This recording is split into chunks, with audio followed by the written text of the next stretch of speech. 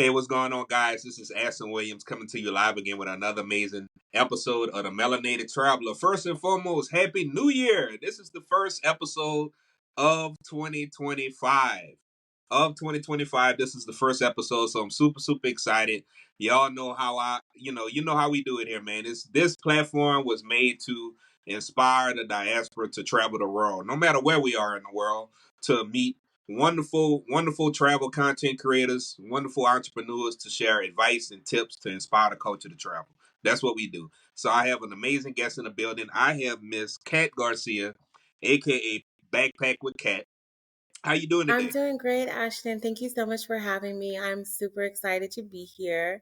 Happy New Year. I'm looking forward to prosperity. I'm looking forward to so much travels, coming up. And I just want to shed some light to Hopkins, Belize, down south, and my journey here. And I live here, and I'm just really excited to talk about it all. All right, let's get going. Let's get going. Well, she already spilled the beans, y'all.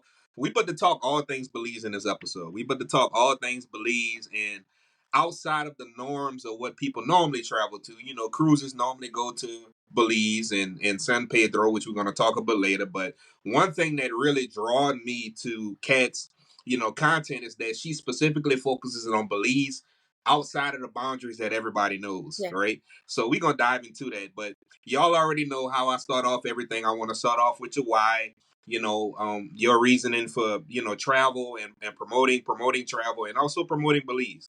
What's some of your reasons behind that? Sure. So generally, when people come to Belize, or what people know about Belize would be some of our touristy like destinations, as far as like San Pedro is concerned, some of the keys like Key Calker. So what drove me is I was born and raised in Dangriga, Belize, which is I'm about 30 minutes outside of Dangriga, where I live in this beautiful village of Hopkins, Belize. And this place is just growing right now, as far as food is concerned, local restaurants, lodging, so on and so forth. And down south is really where the deep Garifuna culture lies. So I wanted to shed light on that because as it stands now, there is one other person who's a local creator, that's like shedding light on the place, but I wanted to showcase Hopkins Belize from my lenses. Gotcha. And talking about Belize sits culturally. It sits in what I call a sweet spot in South America. It's like, everybody travels to, Costa Rica is probably one of the most primary countries that people travel into Central America. El Salvador, which I went to 3 years ago. I went to El Salvador. It's starting to become popular by, creators, but a lot of people don't talk much about Belize and just from a cultural perspective. Can you give us like some of some of the cultural aspects of Belize that maybe people don't know? We can dive into like a lot of people talk about um, again like San Pedro, but they don't talk about like I'm gonna call it the Afro-Carribean side of Belize. You don't really hear that too much. And what's the difference between somebody that's you know Garifuna? I'm probably saying that wrong, guys. Excuse me, my Okay. accent is off, but You're good. let's yeah. Can you correct me Yes, with no, you said it perfectly fine. Garifuna. So history has it that as Garifuna people, we were Anwark, the tribe that we come from in Nigeria, and we then shipwrecked in St. Vincent and the Grenadines, and then we were exiled from the island of Biloxi, and we were then taken to different parts of Central America. So a lot of us Garifuna people are in Belize, some are in Honduras, some are in Nicaragua. I do believe, yes, and then we also have some that are in Guatemala because that would be like Livingston, Puerto Barrios. So history has it that we settled along the coast. Whether or not we were enslaved, that's still very much so questionable. And just like a lot of um our history has been lost, and we do have some genealogy who genealogists who are working on that preservation of our culture and really finding out where our people came from and where they're at. But that's just like a brief portion of like our history. So here in Hopkins is the predominant Garifuna community. And we also have our Garifuna people here in Hopkins who speak the Garifuna language itself, so that is a little challenging for me, although I was born and raised in Downriver, Belize. And at 7 years old, my mom moved us to Long Beach, California, for a better way of life. So I grew up in California. My mother and my father, they both speak the language fluent. My grandmother's from Honduras, so that's like where I get my Spanish from. And then later on, high school, college, took some Spanish courses as well. So that's just a little bit about like our history, like as Garifuna people. But here in Hopkins, it is somewhat of a language barrier for me because I mean I'm getting better,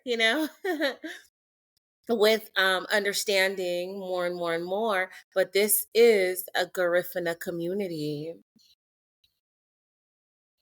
Gotcha. So, like, let's get off the outskirts of San Pedro. That's where everybody Yes. goes. Um, a lot of people like if you would go if I would go to state.gov right now, it would Belize would probably be possibly a level 2 or a level 3. And one area that they say never travel to is like Belize City, like in that area. Yes. I've had a few creators that I've talked to that have traveled there, and I find it, and it's not to be politically correct, so I'll just say it, right? Is the fact that even my travels in Colombia, my travels in Costa Rica, the places that they say are very dangerous, they normally have people that look like us, the same hue. So let's break that myth. Outside of San Pedro, what are some places and locations that people should explore in Belize?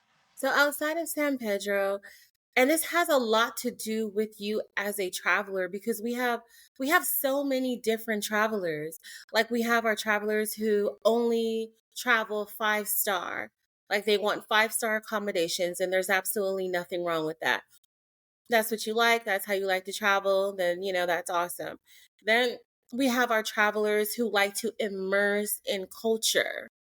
And they want to see how the people live. They want to see where the people live. They want to eat where the people eat. They want to support like the locals, and then sometimes we have our travelers who I like to call them the explorers. They want to do a series of different tours. They want to see Mayan ruins. They want to go scuba diving. They want to go snorkeling, jet skiing. Now we have the jet cars, so on and so forth. So it all depends on like what you want to do, like as a traveler, like come into Belize. As far as visiting Hopkins Village itself, Hopkins Village is a place of relaxation. So, as far as like the nightlife is concerned, unless there's like an event, there is not much of like a nightlife here per se that is going to be consistent.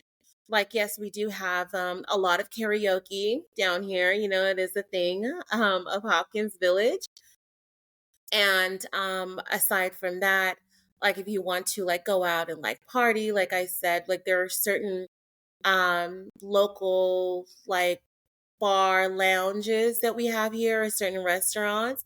But it's not one of those rah places. But if you want to dive into the Garifuna culture and immerse yourself in how the people live, the different foods, the local businesses, and it's so awesome and amazing that there are so many amazing local restaurants that are owned by locals. And as a creator, I'm beginning a new series, which is Buy Local, Shop Local, Stay Local. And it's been so fascinating. And I have videos that are going to be dropping pretty soon, actually talking to the business owners and listening to them and listening to their stories. And the majority of the local restaurants and businesses are family owned. And that alone is just so beautiful because it's like you're betting on yourself for this place and this restaurant to be successful. That's awesome. We're gonna talk off the record too about how can we, we as a community and also this platform can support the local businesses, in Belize, definitely. And that's what I believe too, like culturally, a few years ago, it took controversy in America for us to start to pay more attention to buying black and supporting businesses and restaurants and in the diaspora.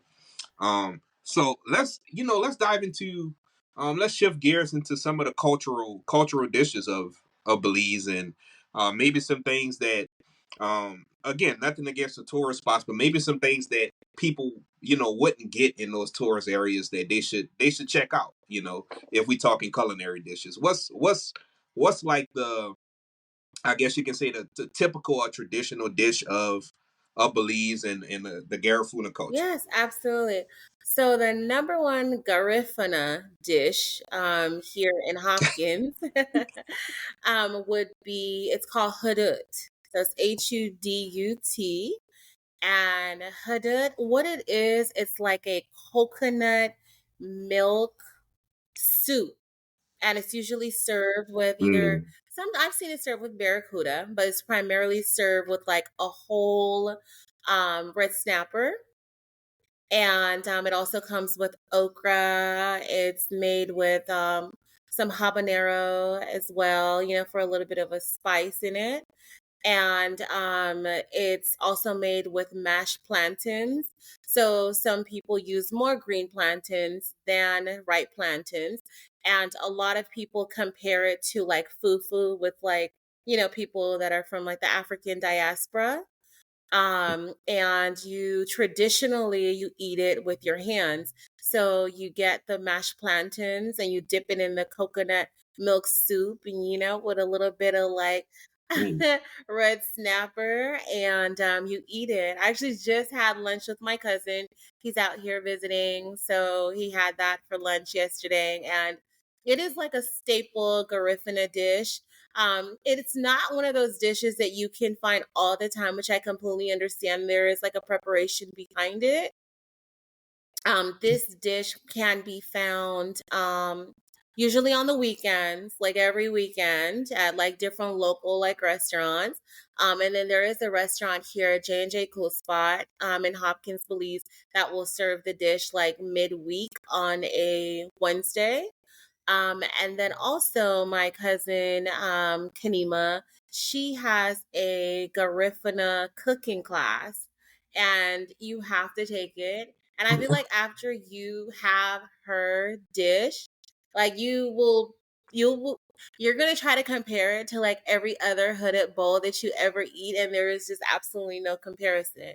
So she is an entrepreneur, and she does have her own Garifuna cooking class, and I have some videos on my platform about her and her class, and like booking ahead of time and so on and so forth. All right, perfect. Make sure you send me the link, and we're gonna put all that in Yes, the show notes. I got you. absolutely. Really I got you. will.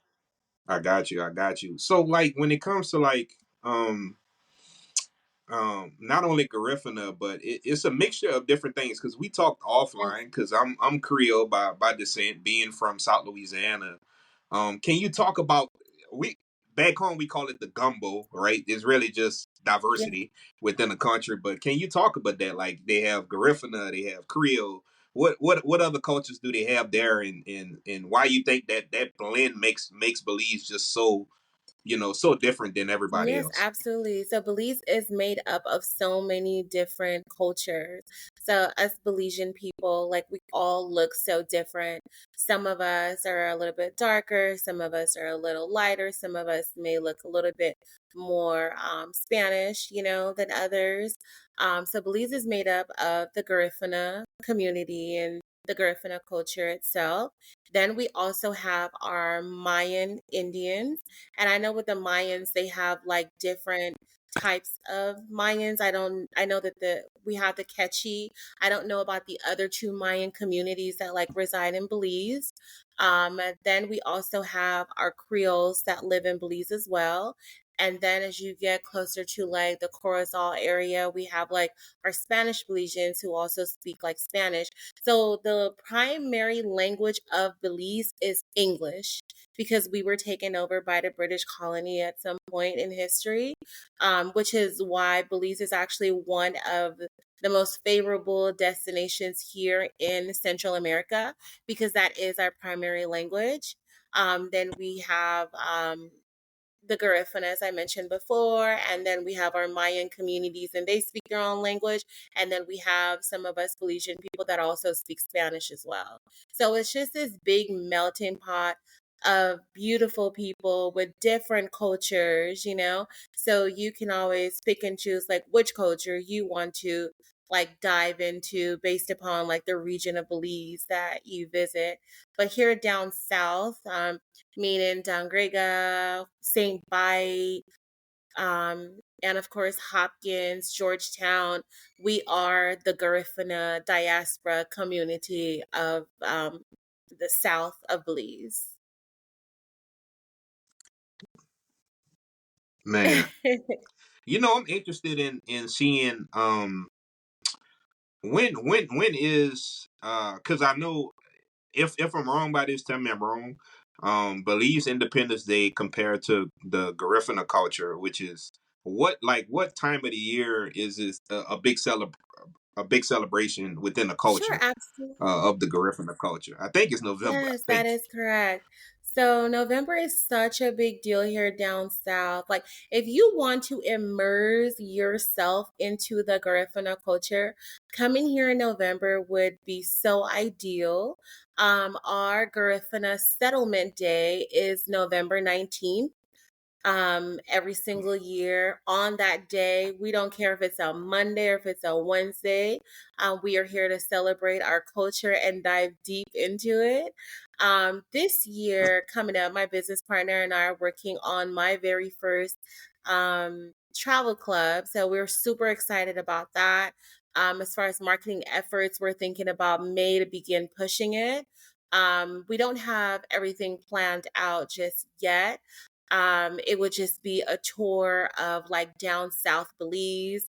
Look, we are going to go over lodging, experiences, so on and so forth. As far as the Urume, which is when the Garifuna people settled along the coast of the southern parts of Belize. Also, I'm so sorry, I did not mention Punta Gorda is also a Garifuna community here in Belize as well. That's a little bit, more up south, down south.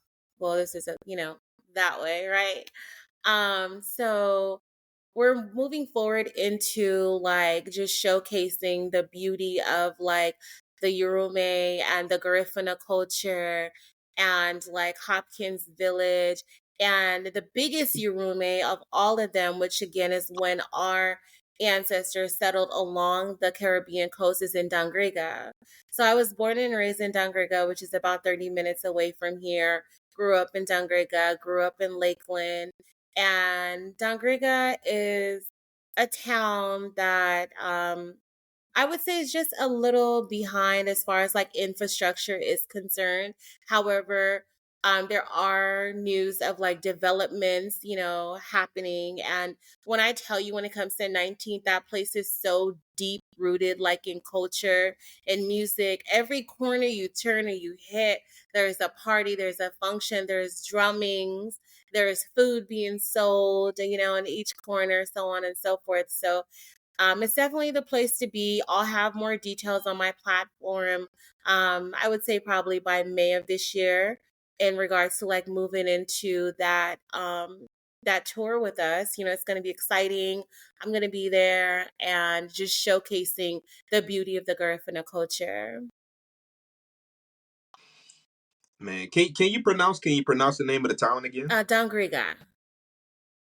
Dangrega. Okay. When it comes to like navigation, and infrastructure of a country, like what's the easiest way to get to some of these locations that you named? So Google Maps works very well here. So you won't get the audio function of Google Maps. You're just going to be able to like follow like the Google Maps.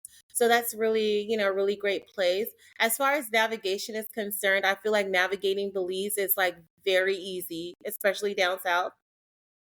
Excuse me, Dongriga is literally like 30 minutes out of here. Like you make a right and then you make another right and you go straight down the road, headed towards places like Punta Gorda. You would just have to follow like signs. There are signs everywhere. So the navigation is really easy. As far as transportation is concerned, that's also very easy. Whether you're transporting by bus, you're being transported by like local like taxi drivers, um, and or certain like places like Hopkins. Hopkins is only like 2 miles long, so if you really want to just foot Hopkins, you can. I feel like being transported in Hopkins either by e-bike or by like golf carts. We do have an e-bike company that's up and coming. And then as far as golf carts, we have Get to Know Belize. So they do have like golf cart rentals, so you can rent your golf cart. So it's like a beach community here. We're coastal. Like the sea is like right across the street from my house. It's so beautiful. Yeah, perfect. Oh, that's amazing. And as much as I love seafood, see you once you started saying red snapper, my mouth was Oh my watering. You hear goodness, me? red snapper. Oh my God. Barracuda, conchs, shrimp, lots of lobster here. And I mean like this is like seafood that's like fresh out of like the Caribbean Sea, and we have amazing fishermen. They go out and they sell to like the resorts and local restaurants and businesses, and some people have family members that are fishermen, which like how awesome is that, right? Like your brother is a fisherman, so Definitely. you're guaranteed like, red snapper. So it's always available here in the village. So yeah, I just absolutely love life in Hopkins. It's simple.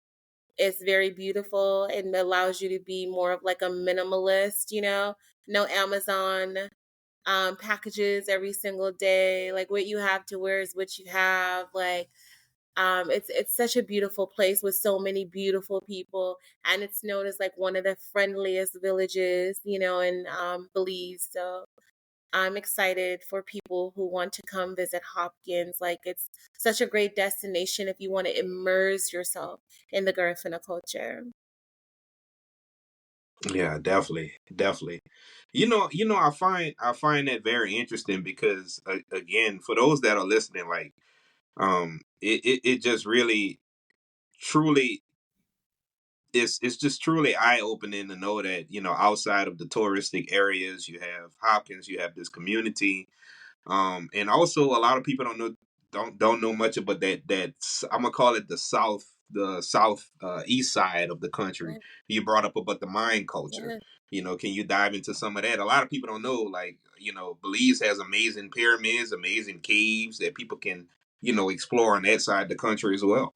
Yes, definitely. So we have different Maya ruins here in Belize. We do have some that are like in Guatemala, which is like the border. So it's like Belize, Guatemala. And then we have some like here as well. And as far as the pyramids are concerned, I can't really dive in too much because I haven't been to the pyramids.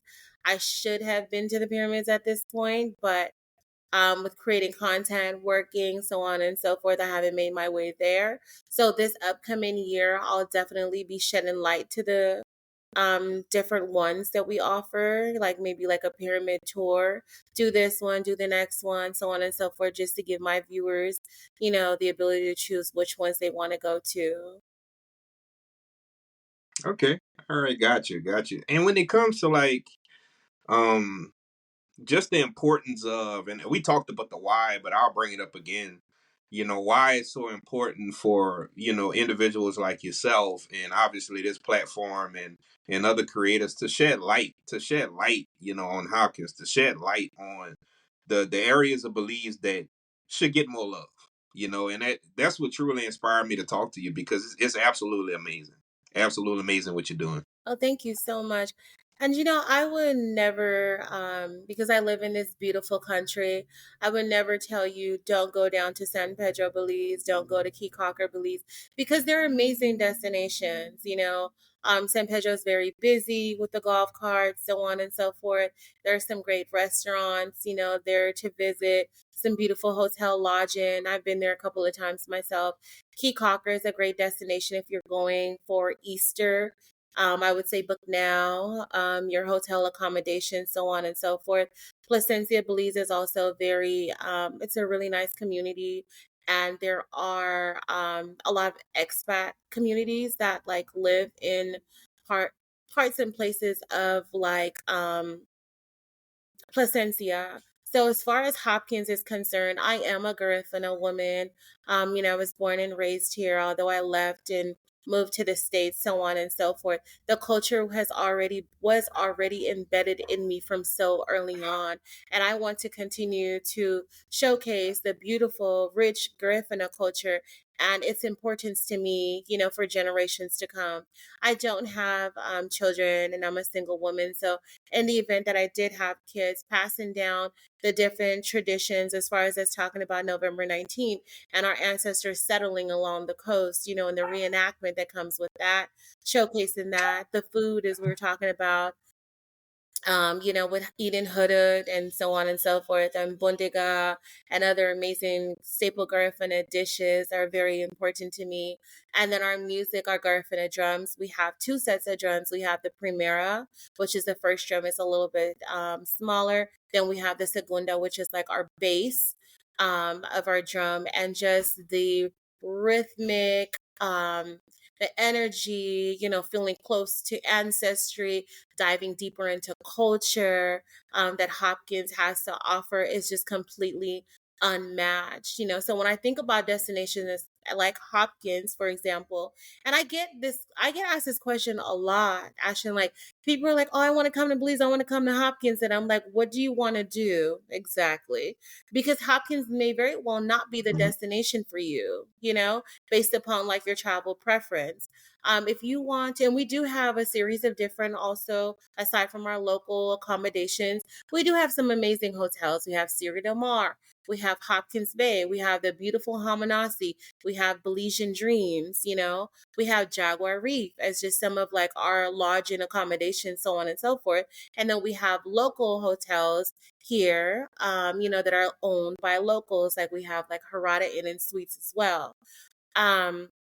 And I feel like if you want to immerse yourself in the Garifuna culture, if you want to come down here and see how the people live, you want to stay in a nice hotel, you want to have great dishes, you want to take Kanima Garifuna cooking class, you very much can. So you want to sing some karaoke, you want to come and you want to relax, you want to get in the beautiful Caribbean Sea, so on and so forth, then this is the place for you. If you want to go turn up and have a good time and get drunk from sun up to sundown, I would say go down there to Key Cocker. That's the place for that, If you are okay with kind of like you're on an island, but it's like city-like, then you want to go down to San Pedro for that, If you want to be around maybe people that are also from the United States of America, then you may want to go down to Placencia and be around people that are also from the States like yourself, based upon your comfortability, as a traveler. And Hopkins is very much so a very safe place. Like I said, it's one of the most friendliest villages. And it is a beautiful destination for those people that want to immerse themselves in the deep-rooted Garifuna culture. Man, y'all heard it here first. Y'all heard it here first, man. Belize, like I said, Belize has always been a top destination for me, Yes, and it's something that especially like when you brought up about November 19th, it's something that myself and everybody else in the diaspora and those that are listening and watching should consider, absolutely. because it sounds like it's a vibe all day, every day Oh on my that goodness. side of the island. It I'm just saying. is. It is such a vibe for Garifuna Settlement Day. I mean, some people don't even sleep, like, for the entire weekend almost, or take a little nap here and there, But like I said, in Dangriga Mhm. itself, like there's people that are just, you hit a corner and it's some food. You hit another corner, it's some drummings, so on and so forth. So Coming down here to immerse yourself in Garifuna culture would definitely be November 19th, that entire weekend. Actually, starting, I would say get down here on the 17th, which again, my business partner and I were working together, on my very first travel club. And we're super excited about that. And if November is going to be the destination annually, then that's just what it's going to be. But we definitely want to get some people down here who are going to come enjoy lodging, e-biking, eating at the traditional cuisines. Here in Hopkins, also a little bit of Dangriga. And then we have the Battle of the Drums, which I didn't even mention in Punta Gorda, Belize. That's an annual tradition and event that happens every single year.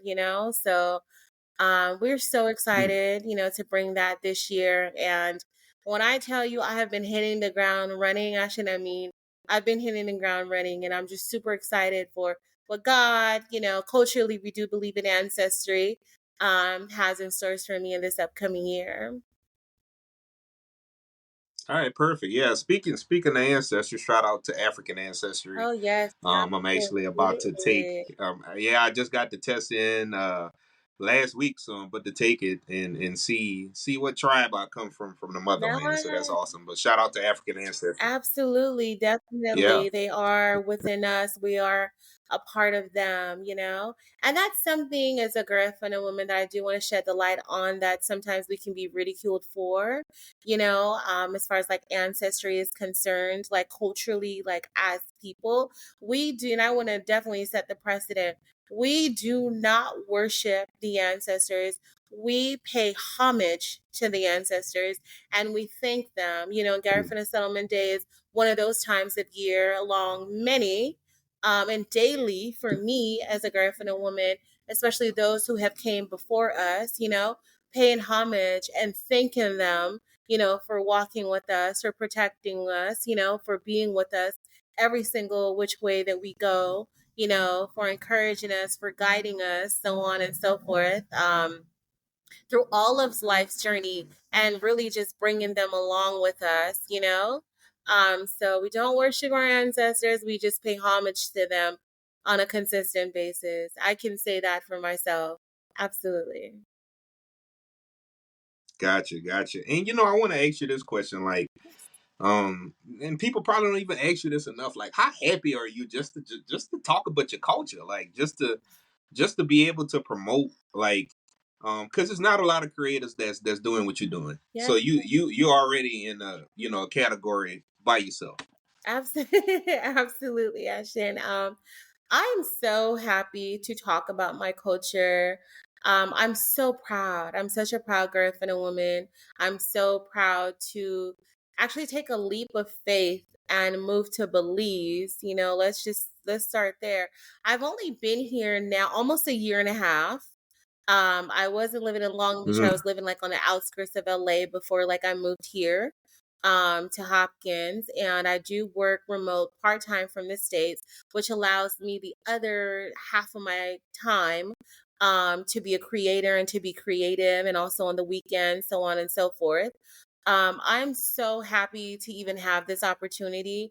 And then I do want to shed light on something too, actually. Like when you take leaps of faith as such, you also have to understand that people are giving up something in order to gain something much bigger. So I left like over $100,000 salary, which I can easily acquire only because I come from such a strong insurance background and I've been a licensed agent for quite some time now. I've been in the industry for like 16 years. I've been licensed for about 8 of those 16 years. Um, so if I wanted to dive into commercial insurance and go back into that, I could. I am still in the insurance industry. I work under a agent.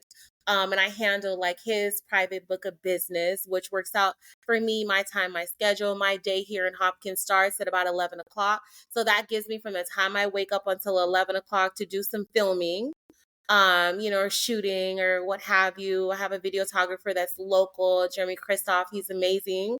And then I do some work with Hopkins Uncut, which is Dirk as well. And that gives me my creative space to edit, so on and so forth. And then, by the time I'm off work, for the most part, like I still have some daylight to go on a bike ride, So this life that I have chosen to live, I am just really happy with my decision making. Again, there are sacrifices that come with it, and being back home in Belize is just so unmatched. Like, not only am I waking up and I'm in the sea at 5:30 in the morning with the sunrise, I'm eating better. I'm riding a bike. When Hmm. was the last time in Southern California did I go bike riding on a consistent basis? That's actually my only form of transportation. And I don't know why everyone is so worried about me having a car, and I'm not worried about me having a car. Like, I got this red bicycle outside, and I just take it everywhere I go. If I need a taxi somewhere, great. If I want to get on a bus, I get on a bus, and I'm happy to be on the bus because you know what? I'm going somewhere to a destination I have not been, and then on top of that, with the grace of God, I can afford to go stay in a nice hotel, for the weekend and just bask in the beauty of just Belize. It's also allowed me to just live a simpler life, like we were talking about, like Amazon. Like, yeah, I was one of those get a package every day, type of women, or like, I always felt like I had to be, well put together and dressed up, and I am. I'm always going to be well put together, but now it's just on a different level. So when you ask that question, like how happy I am, I'm just so happy to be home, and I'm so grateful for God to give me this opportunity because I never saw this coming. I didn't think I was going to leave my upscale bougie Los Angeles lifestyle, 5-star cuisine, um traveling everywhere. Now it's like I can travel within my own country that I live in. Like, what a blessing that is. Hmm. So I'm happy. Hmm. I'm happy. Yeah, a lot of people don't talk about the soft life, and I think because I'm in the grain industry, as far as the 9 to 5, I'm in the grain industry. I've been in operations for a long time, and a lot of people don't talk about that soft life, Yes. outside of that corporate world, and the peace that comes with it is absolutely amazing. Absolutely, but then you have to give up something, and what happens is, actually, a lot of people are not willing to give that up. Like, I was willing to walk Yeah, away from over $100,000, which again, I can get that, right? But then right now, the space in life that I'm in, my creativity supersedes anything. I'm not willing to negotiate my creativity for anything. So now it's like, yeah, I'm making half of the money, but not only that, I didn't even mention this. The money in Belize is double the US dollar. I didn't even mention that. How could I not mention like such a highlight? So my money is double here. So whatever I'm making is double. So that's such a plus, and even more of a reason for you guys to come on down here to Belize. The money is double, so I appreciate that as well. But aside from that, in order to live the life that I'm currently living right now, you have to be in a place and position where you're willing to give something up. And I think a lot of creators don't talk about that. They show you the glitz and the yeah. glam. Oh yeah, I'm living in, Mexico now, right? Or I'm living here now, or I'm living there now. Yeah, but are you still making $100,000 a year? The odds of finding that, I'm not saying no one is doing it. The odds of finding that is pretty slim to none, because we have this thing within us where we want to live. We're living and being free, whatever freedom looks like to us, is like priority over anything else. Gotcha. Yep, yep, yep. They don't talk. They don't talk about. You're saying something I'm saying for you. They don't talk about the They don't losses talk either. about the They losses. don't talk about the losses. They don't talk about the struggles of being a digital nomad. You're not making a sale every No. day. You got to revamp your life, and yeah, like And I'm here. I'm respect. here to talk about it though, Ashton. I'm here to talk about the struggles. Like, as beautiful as Belize is, like I've had times where we've had blackouts, and I'm like, all right, well, my boss is flexible. He understands I live in Central America. He's not worried about me. He knows the work is going to get done when the lights come back on. Hmm. We have blackouts. Hmm. We've had times where like the power, like the water went out. So now it's like you should have at least a big gallon of water filled up somewhere in your house in case you have to bathe with the water in the gallon. Like there are certain things that Yep. come with like living abroad that you may not have. I do my best to charge my electronic devices, but sometimes there's blackouts and I don't have a phone. And I'm like, well, I guess I'm going to go to the sea, you know? It's you have to be able to pivot. You have Yeah, to be able you're to absolutely pivot. right. Because you know what? I want to talk briefly Yes. about not necessarily, yeah, I'm gonna say it. American privilege, um, Canadian privilege. You know, these countries that when you go to other countries, like the first country I traveled to was El Okay. Salvador, and the Airbnb was beautiful, Mhm. right? And I didn't read the fine print in the Airbnb. They had no hot water, so I'm not used to that. I'm like, and then as I immerse myself in the culture, that mindset became like slim to none, and I just started to focus on the Yes, experience, yes. and that's what I want people to think about: the experience. What experience are you going to get from going, outside? Again, she's not knocking these touristic No, places. Y'all heard her. Y'all heard her in the episode. She said, if that's your style, go. go. But when you travel to other parts of the country and you begin to experience things, and you just want to immerse yourself in the culture and have that experience. Yes. So yeah, definitely, Absolutely. definitely. Yes, and Hopkins is an experience, you know? Like you're not going to get like a one-on-one cooking class with you and like a couple of your friends, you know? Like learning how to make authentic cuisine, and my cousin makes it so engaging, you know, and interactive. I was actually just over there doing a little bit of B-roll with her yesterday, you know, and I forgot where her clients were from, but mom is chopping up like garlic, the daughter's straining some fresh coconut milk, like fresh coconut milk, husking it and straining it.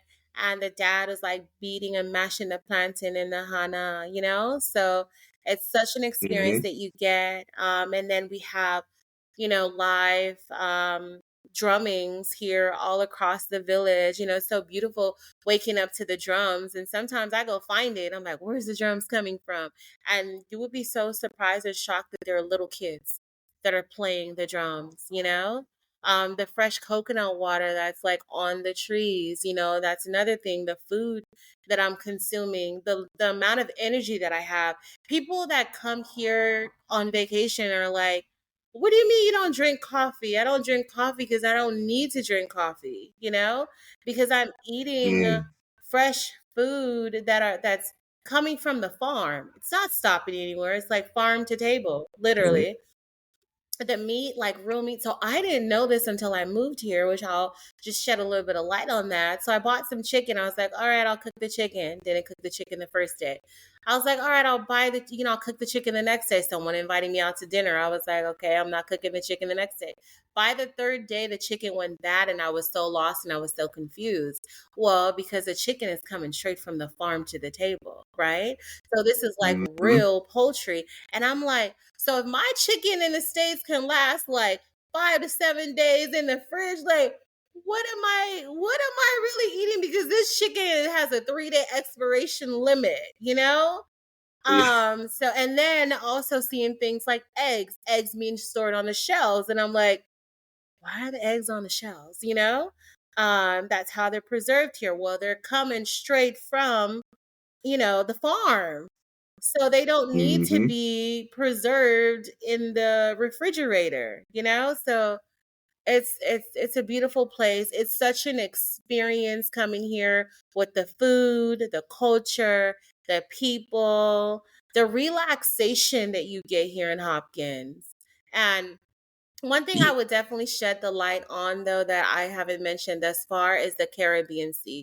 There is magic in the Caribbean Sea. The Caribbean Sea, I feel like, is made for cleansing. It's definitely Mm. made to clean and cleanse your aura. So if do not come down to Hopkins, Belize, or down south, and at some point before you leave, you gotta take a dive into the sea and come out. It is just by far one of the most euphoric, cleansing feeling. And with the amount of salt that's in that water, have you out here walking like Jesus on water, So um it's an experience like none other. And it's such an amazing destination to embed yourself into culture. So if that's you, Come on down to Hopkins. I think after people listen and watch this episode, they're gonna be hitting Oh you up here yes, real hit soon me about up, coming to. follow me. Definitely. Definitely. And last question, like for those that statistically, um, from the diaspora in America, honestly, it's not a lot of us, not a high percentage of us that travel domestically or internationally. But the people that are on the fence right now, that may be on the fence, but exploring their first just destination, whether they be domestically or internationally, and after hearing and watching this episode, they're still on the fence. What's just a short message you could give to that person to kind of light fuel under them to want to be able to get out there and explore? The message that I would convey is if you don't do it now, then when? Mm-hmm. And I'm so big on not living a life of regret. If there are chances that you can take, and if you have the opportunity and the financial back end to be able to come to another country and immerse yourself in the culture. And again, like I mentioned before, I'm not knocking San Pedro, Placencia, Kikaker. If those destinations fit who you are as a person, then by all means, come on down to Belize. It is such a beautiful place to visit. There's so many different cultures. There's so many different like tour operations that you can book way far in advance, to really have this trip that you want to experience in Belize. If you are a cultured person and you want to be around melanated people like yourself, and the primary language here is English, which that is by far one of the most determining reasons why you should even come to Belize, because there will be no language barrier. Everyone here speaks English, so you will be able to understand and comprehend each other. And if you want to dive into culture, if that's you coming down south to a destination like Hopkins, is definitely the vacation for you. Yeah, y'all heard it here first. So, how can us as a community support you? How can we follow you? I want to take this time out to throw out all your social handles, anything that you want to promote. And again, for those that may have missed, or may catch the front end of the episode, I'll make sure that I have all our information down in the show notes. But I want to give you this time just to blast out anything that you want to blast out, ways where we can follow you and support you. Absolutely. So on Instagram, my Instagram account is Backpack with Cat, and it's spelled exactly how it sounds, CAT at the end. And on my TikTok, I'm Backpack with Cat and the number one. And if you are on Facebook, which Belize is predominantly on Facebook still, my name there is Catherine Garcia Roches, spelled Roches. So I'm on all platforms.